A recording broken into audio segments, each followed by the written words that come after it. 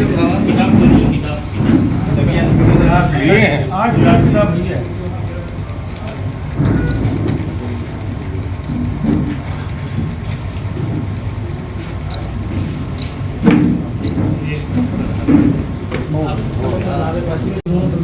विधायक जी, किस तरीके की प्रेस वार्ता है आज? देखिए, आज माननीय राष्ट्रीय अध्यक्ष जी के निर्देश पे उन्होंने जो पिछले महीने 20 तारीख को पीडीए प्रेस वार्ता का आयोजन किया था, आज उसी क्रम में माननीय जिलाध्यक्ष जी के निर्देशन में, नेतृत्व में यहाँ पर प्रेस वार्ता हो रही है। इस प्रेस वार्ता का जो मुख्य कारण है, जो भारतीय जनता पार्टी की सरकार चल रही है, जो खास तौर से पीडीए आरक्षण लूट हुआ है नौकरियों, सरकारी नौकरियों में। आपने देखा होगा भी माननीय अध्यक्ष जी ने एक एक विभाग का लेखा रखा कि कितनी भर्ती निकली थी और कितनी उसमें जो पीडीए, ओबीसी, एससी, एसटी की होनी चाहिए थी, और उतना हक हमको पीडीए समाज को, ओबीसी, एससी, एसटी को नहीं मिला। आप चाहे वो शिक्षक भर्ती 69,000 हो, चाहे वो हमारी प्राविधिक शिक्षा की भर्ती हो, चकबंदी की भर्ती हो, लेखपाल की भर्ती हो, ऐसी कई भर्तियों का लेखा जोखा जो अध्यक्ष जी ने रखा है, उसमें लगभग 12,000 पीडीए समाज के जो ओबीसी, एसटी, एसटी हैं, उनके इस भर्ती घोटाले में आरक्षण की लूट हुई है। आज जिस तरह से हमारे नौजवान को नौकरी नहीं मिल रही है, युवाओं का पेपर लीक हो जा रहा है, ये सरकार, आपने देखा होगा, चाहे वो नीट का पेपर हो, चाहे वो दरोगा भर्ती का पेपर हो या कैट का पेपर हो, जितनी परीक्षाएं हो रही हैं 90% परीक्षा का पेपर लीक हो जा रहा है।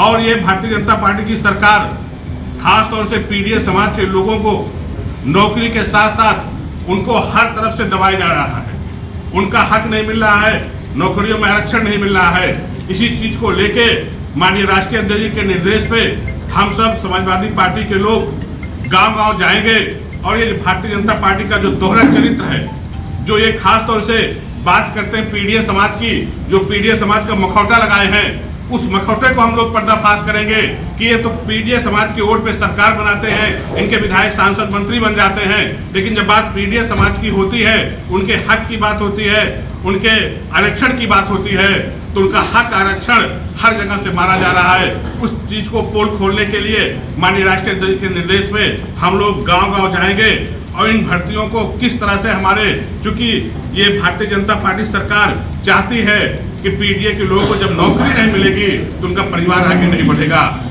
पेपर तो लीक करा दे रहे हैं, नौकरियां वैसे भी नहीं मिल रही है। इन्हीं सब चीजों को लेके समाजवादी पार्टी के लोग राष्ट्रीय जिलाध्यक्ष के नेतृत्व में हम लोग को यहाँ प्रेस वार्ता किए। क्या इसमें आउटसोर्सिंग की भी वैकेंसियां हैं? देखिए, आउटसोर्सिंग तो आरक्षण दे ही नहीं रहे हैं। आउटसोर्सिंग पे माननीय राष्ट्रीय अध्यक्ष जी ने यही कहा है, ये भी एक सबसे बड़ा इनका स्कैम है, ये घोटाला है। ये चाहते हैं जब इसमें जो सरकारी नौकरी में आरक्षण का हक मार रहे हैं, खासतौर से पीडीए समाज का, तो जो आउटसोर्सिंग हो रही है, आप सोचो, कोई ऐसी भर्ती नहीं है, कोई ऐसा विभाग नहीं है जिस विभाग में अब तो इंजीनियर भी, नायब तहसीलदार भी आउटसोर्सिंग पे रखे जा रहे हैं। आउटसोर्सिंग पे सिर्फ और सिर्फ एक समाज का हो रहा है, खासतौर से जो सामान्य वर्ग के लोग हैं, उन्हीं की भर्तियां हो रही हैं। उसमें भी हमारे पीडीए समाज के लोगों को हक नहीं मिल रहा है, न उन्हें आरक्षण उसमें मिल रहा है। इन्हीं सब बातों को लेके हम लोग, जो भारतीय जनता पार्टी का दोहरा चरित्र है, उनके जो मुखौटा है, खासतौर से बात तो पीडीए की करते हैं मंच से, लेकिन पीडीए का हक और अख्तियार देने का काम नहीं कर रहे हैं। इस सब चीजों को लेकर हम लोग जनता के विधायक कल अनुप्रिया पटेल आई थी, उन्होंने कहा कि आउटसोर्सिंग में भी आरक्षण मिलता है लोगों को, कहीं नहीं मिल रहा है। मैं आपके माध्यम से कहना चाहता हूँ अनुप्रिया पटेल जी से कि वो भी 69,000 की भर्ती की बात, उनके पास भी काफी लोग गए, लेकिन आज तक जो भारतीय जनता पार्टी सरकार में है, जो वहाँ पे ओबीसी के नेता हैं, वो सिर्फ अपने लिए हैं, अपने परिवार के लिए हैं। वो कभी बैकवर्ड समाज की बात नहीं करते हैं। वो अगर बात करते हैं कि हमारा बेटा कैसे मंत्री हो जाए, हमारा बेटा कैसे एमएलसी हो जाए, हमारा बेटा सांसद हो जाए, मैं सांसद हो जाऊं, पति हमारा सांसद मंत्री हो जाए, वो सिर्फ अपने परिवार की बात करते हैं। वो पीडीए समाज की बातें नहीं करते ना। जो जो नेता की बात कर रहे हैं वो लोग, आप बताइए, जो 69,000 भर्ती में लगभग 9 से 10,000 बैकवर्ड समाज के लोगों को जो हक मारा गया है, आज मंत्री हैं वो खुद सेंट्रल गवर्नमेंट मंत्री हैं, उनके पति उत्तर प्रदेश सरकार में मंत्री हैं। जब आप दोनों सरकार में आप मंत्री हो, आप हक नहीं दिला पा रहे हो, तो आपको तो पीडीएस समाज के या पिछड़े वर्ग की बातें नहीं करना चाहिए। इस लड़ाई को कैसे लड़ेंगे? इस लड़ाई को हम लोग जनता के बीच जाएंगे। जनता ने मन बना लिया है कि 2027 में, क्योंकि आप लोगों के माध्यम से, चैनल के माध्यम से, मोबाइल सोशल मीडिया के माध्यम से एक नौजवान और सर्व समाज के नौजवान, आप बताइए पेपर लीक हो रहा है, क्या उसमें सिर्फ ओबीसी या पीडीएस समाज का थोड़ी नुकसान हो रहा है, उसमें सर्व समाज के लोगों का नुकसान हो रहा है। सर्व समाज के लोगों ने मन बनाया है कि आने वाले 27 के चुनाव में माननीय अखिलेश यादव जी को मुख्यमंत्री बनाने जा रहे हैं। विधायक जी, इस तरह के आरोप सपा शासन काल में आप लोगों पर भी लगते रहे, एक जाति एक वर्ग के लोगों को भी ज्यादा नौकरियों में। देखिए, आप जो बात कह रहे हैं, मैं आप दावे के साथ कहना चाहता हूँ, उत्तर प्रदेश के मुख्यमंत्री जी ने कहा था कि 86 में 56 एसडीएम यादव हुए थे, और उस समय नेता विरोधी दल माननीय राष्ट्रीय अध्यक्ष जी थे, उन्होंने ऑन द फ्लोर कहा था कि अगर आप ये सही बात है तो आप उसको फ्लोर पे कराइए। लेकिन आज तक न उत्तर प्रदेश के मुख्यमंत्री न और कोई नेता, ये सिर्फ और सिर्फ भारतीय जनता पार्टी का नैरेटिव था कि उन्हें एक जात के प्रति नफरत फैला के कि वोट ले लें, उसमें वो कामयाब भी हो गए थे।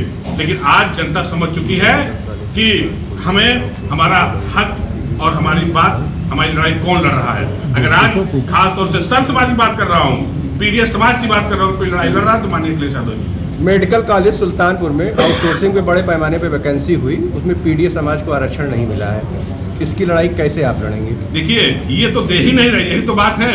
हम लोग खुद इस चीज को जनता समझ रही है, और आने वाले समय में माननीय राष्ट्रीय अध्यक्ष जी ने कहा भी है कि आउटसोर्सिंग आने वाले समय में आउटसोर्सिंग को खत्म करेंगे और परमानेंट नौकरी की व्यवस्था करेंगे। विधायक जी प्रेस कॉन्फ्रेंस के माध्यम से ही विरोध करेंगे कि सड़कों पे भी उतरेंगे? नहीं, हम लोग गांव जाएंगे, सड़क पे भी उतर के विरोध करने प्रदर्शन करेंगे। जो हमारे नेता का आदेश होगा राष्ट्रीय अध्यक्ष जी का, उसका हम लोग पालन करेंगे, गांव जाएंगे।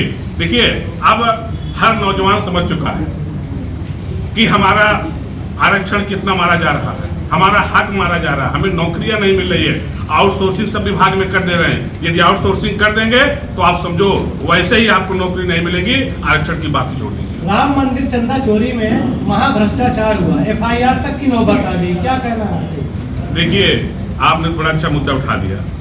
जो लोग हम आप मंदिर जाते हैं, धर्म के नाम पे आस्था होती है, जाके हम जो भी चढ़ावा करते हैं हम आस्था के नाम पे देते हैं, भगवान के नाम पे देते हैं। आप सोचो, ये भारतीय जनता पार्टी के लोग, मैं कहता हूँ ट्रस्ट किसके अंदर है? ये देश प्रदेश में सरकार भारतीय जनता पार्टी के चल रही है, तो जो ट्रस्ट है वो भी सरकार के अधीन है। आप सोचो, ये भारतीय जनता पार्टी के लोग भगवान से भी डरते नहीं हैं। हम आप सोचते हैं अगर कोई गलत काम करता सोचते हैं यार ऊपर वाला देख रहा है, लेकिन ये भारतीय जनता पार्टी के लोग ये जब भगवान के घर में चोरी कर ले रहे हैं, तो आप सोचो हमारा आपका हक मान लेंगे, उनके लिए कोई आम बात है। ये सिर्फ हिंदू मुसलमान को आपस में लड़ा के राजनीति करना चाहते हैं। अब वो भी नहीं चलेगी, जनता समझ चुकी है।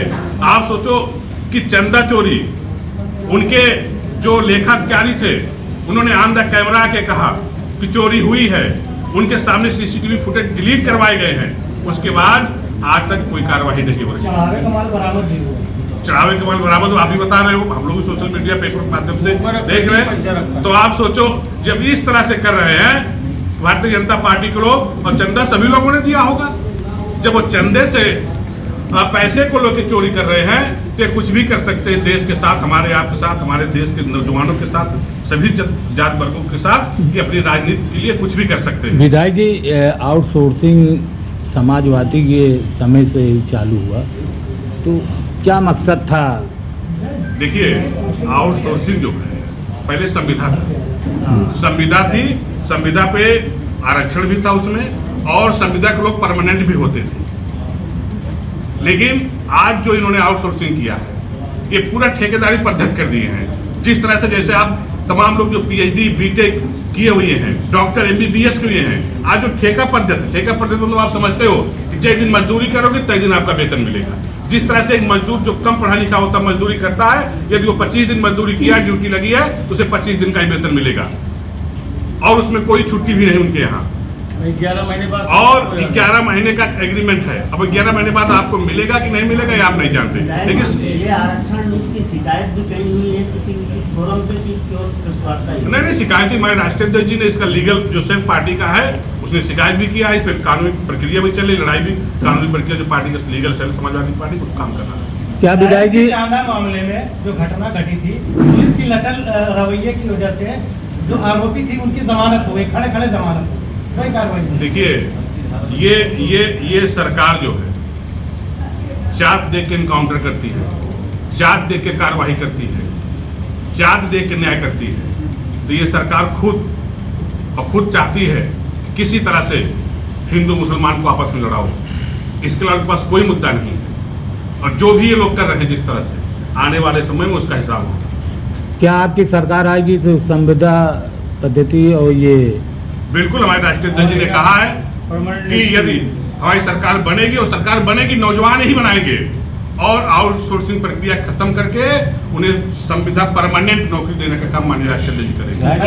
विधायक बेटी आदित्य क्या कहेंगे, लोग अभी तो उस पर कार्रवाई नहीं हुई?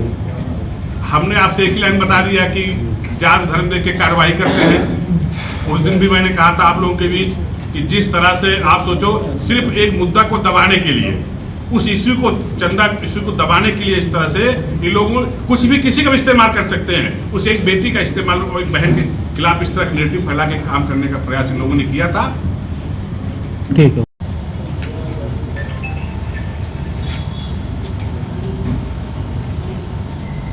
इसमें आरक्षित पद 142, पदों की लूट 19, लिपिक सह टंकन भर्ती 229, आरक्षित होना चाहिए 115,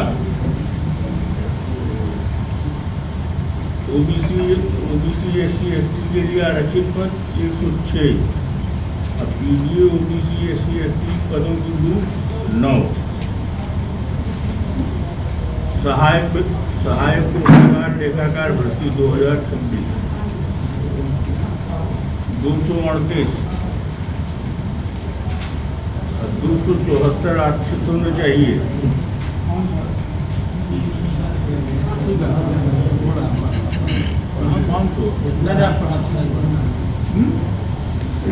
पूरा हमारा जो है 20 नंबर पूरा तरह से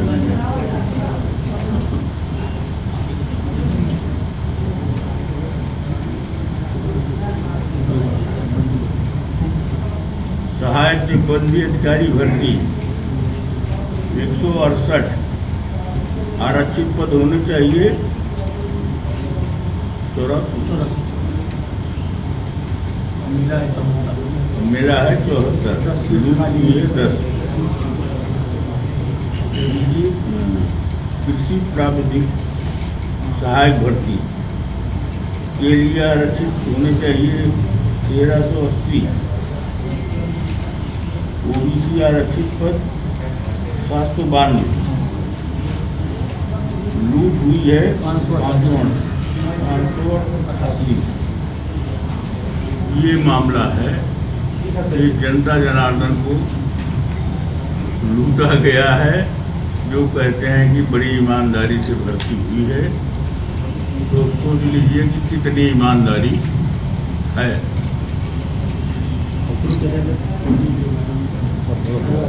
जो